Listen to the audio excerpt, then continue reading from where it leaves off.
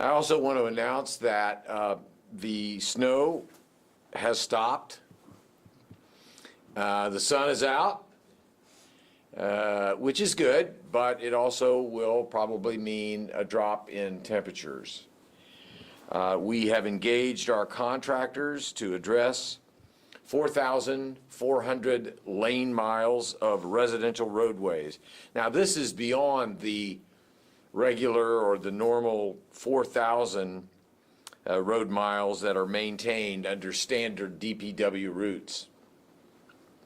We expect that 172 trucks in total by 5 different contractors will be on our residential streets once they are fully deployed, and many are already fully deployed. In fact, in driving downtown today, I saw 4 to 5 contractors already clearing residential roadways. Contractors were contacted after the snow stopped or wrapped up last night, and as I said, many were able to get started very, very early this morning. So you add this truck total to the 80-plus vehicles in our SnowForce fleet, there will soon be more than 250 plows simultaneously removing snow from Indianapolis roadways.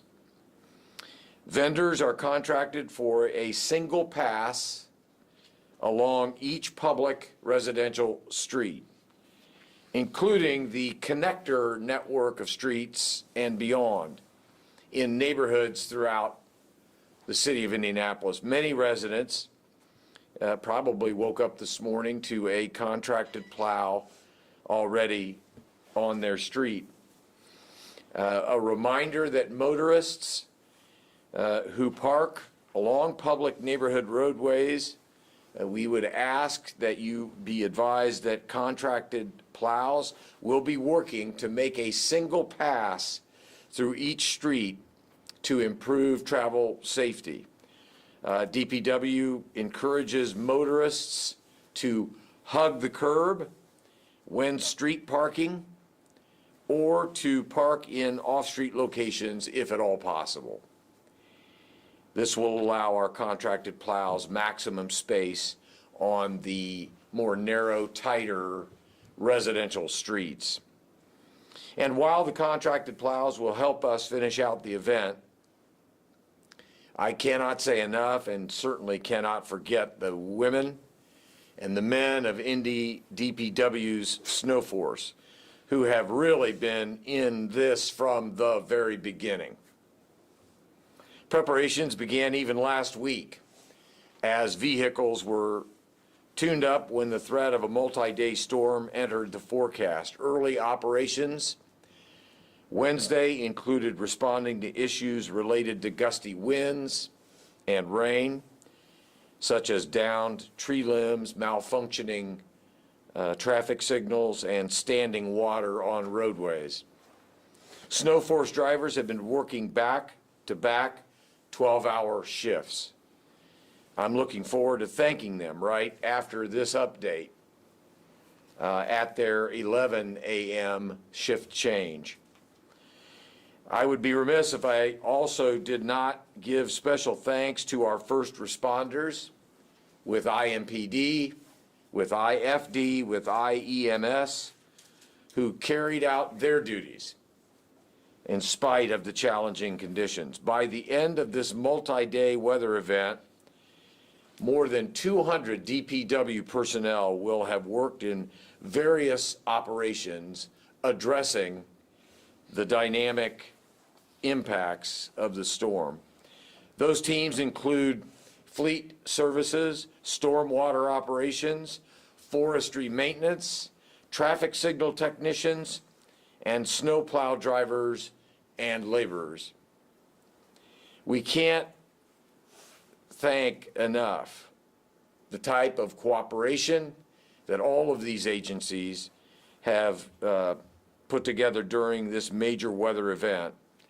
And I want to also and finally thank the terrific partnership that the city of Indianapolis enjoys with AFSCME Local 725, whose leader I now have the pleasure of introducing, President Steve Quick. Steve. Good morning, everyone. Good morning. I want to take the opportunity and thank the employees. Like the mayor said, worked all night, all day to make this happen. They're giving up their weekend this weekend to make it happen for the citizens. I want to thank the citizens for staying out of the way yesterday. That made a big deal where they could actually do their work. Mayor, I appreciate you and your leadership. Dan and his partners, we are partners. We work good together, communicate all day and night to make sure we're getting the job done. So that's what I have to say. Thank you. And my partner, Dan Parker. Thank you, Steve. Thank you for your partnership and all the members of the snow force, the drivers, the laborers, the dispatchers. Mayor, thank you for the support you've given the drivers and the department. The fact that we've been able to be funded in our operational budget for the types of things that we're doing today is a testament to you and the council for supporting DPW. Thank you. I do want to, one more person I want to thank. He's standing right over here. He's the snowman. He doesn't like attention. But Steve Pruitt, who runs our snow force, he and our B shift head, Kevin Newman, been given 12 hours for the last few days. So we, as the mayor said, we've had over 200 people on this from the beginning. A couple of things to add. Since the beginning of this event through 7 o'clock this morning, we've used about 5,000 tons of salt. Like the mayor said, we've had over 80 trucks out on the streets. We do have some more work to do. We understand that, mainly in intersections and turn lanes. So if folks could bear with us on that as we clean that up today. There are some streets where maybe a truck went down, and we haven't completed the clearing of that particular street. So we do have some that are down to bare pavement, but we know we have more work to do. We have, as the mayor said, 172 contractors out there getting into the residential streets. As the mayor said, it would be great if residents could move their cars out of the way so those contractors can get through. I would say that the other thing is that residents are expected to clear their sidewalks. That is on property owners, not on the city. The next thing that I want to remind everybody is that we have suspended trash service for yesterday and today. Those that were impacted by that will get double service next week on their regular day of service. We have also closed the Citizen Transfer Center for tomorrow so that all of our personnel are committed towards cleaning up after this storm. Finally, I'd like to thank the residents of the city of Indianapolis who actually heeded the warnings to stay off the street. As Steve said, our drivers reported that people were very respectful of the drivers. Nobody played chicken with the heavy trucks, and we were able to get a lot of our work done. So we'll have contract monitors out today monitoring the contractors in the residential neighborhoods. If folks feel like their street should have been done and it hadn't, they should call the Mayor's Action Center to report that. But please give us time. We do have one contractor that just started and another that's going to start at midday today. So there are some folks already out there, but we will get that. I'm going to turn it over to Commander Sellis and then come back up for questions. Good morning. I just want to remind everyone to continue to be safety minded. Again, we're going to see bare pavement out on the streets, which is a good thing, but I also don't want everybody to become overconfident with it, as the mayor and Dan alluded to. You know, the citizens heeded the warning, which is great. We've noticed a significant difference in the number of accidents that we've had to respond to and calls coming into the 911 center. Again, the number one cause usually for accidents that we have is speed. Speed is one thing that each individual has control of. So if you do have to get out, monitor your speed, be slow. Road conditions can change still, even though you see bare pavement. And on top of that, just understand that as soon as we get more information in, we'll be adjusting any kind of advisory that needs to be adjusted. Thank you. Question? Yeah, Dan. Dan, can you give us a definition on what you mean by residential streets? Which streets are going to be taken care of and which ones are not?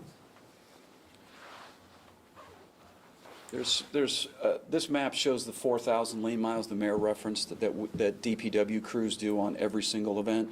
There's about 4,500 lane miles of all the rest of the streets in the city of Indianapolis. Those 4,500 are the ones that contractors are going to be dealing with today. So those 172 trucks are on every other street that are not classified as a major thoroughfare.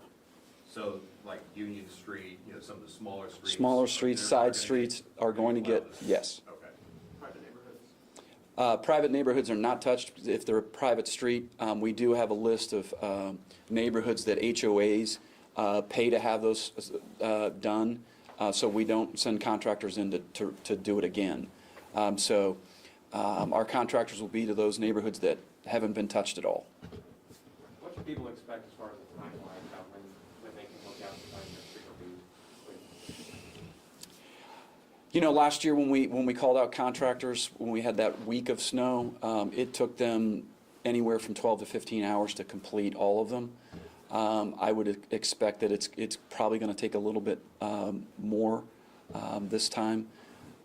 There's more snow out there. So our hope is that by tomorrow, all of the contractors will have been, and residential streets will have been completed. You talked a lot about removing cars from the street.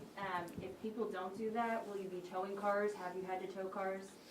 No, the only thing that I would say, if you can't move your car or folks refuse to, we won't tow cars, but folks shouldn't be surprised if there isn't a snowman, you know, next to their car. So the contractors are using, you know, smaller trucks to try to pick up trucks to get in to some of the more narrow streets the mayor was talking about. But if you don't move your car, please don't call the Mayor's Action Center to complain that your car has been snowed in. I know you talked about this was a part of the budget to be able to bring in these contractors. How much is this all costing? So the call out for the contractors will be somewhere in the neighborhood of $500,000. So this year was the first year that the mayor inserted into our budget the ability to call out contractors at least twice. So we had $1 million in our budget for contractors. So the department was always under a crunch, having just one call out per year. So there was always a hesitation on calling out contractors. So with that additional funding, you know, we knew going into the storm that we called our contractors and said, we're probably going to be activating you with this particular storm, so be ready. So having that flexibility with our budget and not having to go back to the council and ask for more money is really a benefit. There's been some staffing issues across all segments. Are you fully staffed? We're not unlike any other employer. Yes, we do have vacancies. So if there's anybody out there looking for a job, we have plenty of. But we were fully staffed for the number of routes that we needed to do. So we pulled folks off from other things they were doing to make sure that we had someone in every truck that we could run.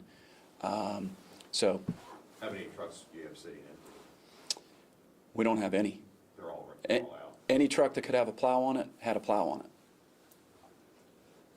Should people still, you guys want people to stay off the road still today, just so you guys can get through, or what's the message on that? Well, I think that, as the commander said, it would be, if you don't have to go out, it would be beneficial to us if you didn't, but obviously, with the sun out, we know that more folks are going to get out.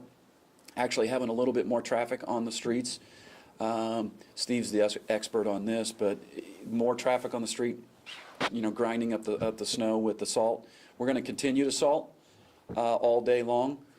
Folks should, you know, with the drop in temperatures tonight, it's going to be really cold. Folks should expect some places that don't have salt on them to refreeze.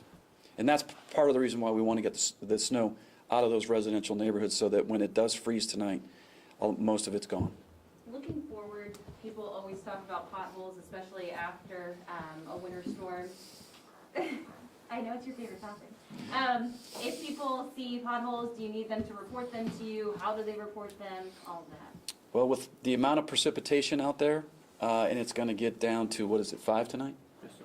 It's going to get down to 5 degrees tonight, and then it's going to thaw next week. Folks should expect those to start popping early next week, so they should call the Mayor's Action Center.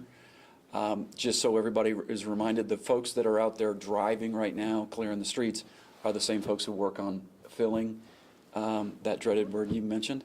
So give us time for these folks to sort of recharge their batteries and get back out there to hit the streets to make them in tip-top shape. So our hope is that asphalt plants will be open by the end of February so that we can get the mix that we need to make those more permanent fixes. How about DPW's 4,000-mile route? Do you still expect to complete that by the end of the day today? We're going to be focused squarely on those intersections and turn lanes today. We're going to be doing cleanup throughout the weekend, so we'll continue to bring drivers in. So, if folks do see something tomorrow, they should call in to the Mayor's Action Center, but we're going to be on it until, everything's done. In terms of like when the thoroughfares and secondary streets are basically clear though? Well, a good portion of them are down to bare pavement now, but for us, we really want to get curb to curb. Yeah. Right now, you can drive on them, you can get to where you need to go, but we want to make sure that it's, before it freezes, to get all of it out of the way.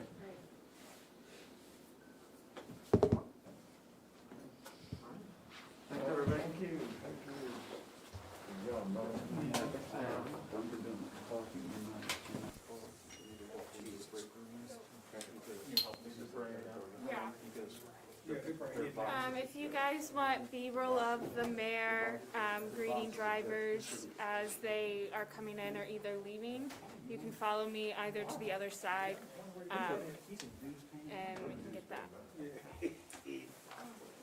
Two questions. It sounds like probably you guys wouldn't be the users be going for 11:05.